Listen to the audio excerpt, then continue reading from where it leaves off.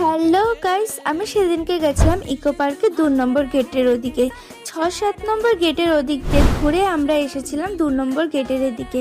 যেতে যেতে 7 ওয়ান্ডার্স দেখেছিলাম বাইরে দিয়ে। আর যেহেতু সোমবার ছিল, সোমবারের দিন ইকো পার্ক বন্ধ থাকে। আর এখানে আমরা এসেছি, এখানটা খুব সুন্দর লাগছিল, খুব সুন্দর সাজানো ছিল। আর এখানে কিছু কিছু দোকান বসেছিল, ওখান থেকে পাপড়ি চাট নিয়েছিলাম। পাপড়ি চাট আমার ভীষণ ভাল লাগে, ভাবছিলাম কেমন হবে, কিন্তু খেয়ে দেখলাম জাস্ট অসাধারণ লাগছিল। পাপড়িগুলো খুব মুচমুচে ছিল, আর এর মধ্যে চাটনি দই এত টেস্টি লাগছিল, ভীষণ টেস্টি লাগছিল। আমরা এখানে পাপড়ি চাট খেয়ে অনেক ফটো ভিডিও তুলে আমরা এবার চলে যাব সেই রেস্টুরেন্টে যেটায় আমরা রোজ যাই।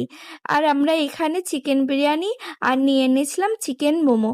এখানে বিরিয়ানিটা ভালো ছিল, কিন্তু মোমোটা অত ভালো ছিল না, ঠান্ডা ছিল। যাই হোক, দেখা হচ্ছে পরের ভিডিওতে। টাটা।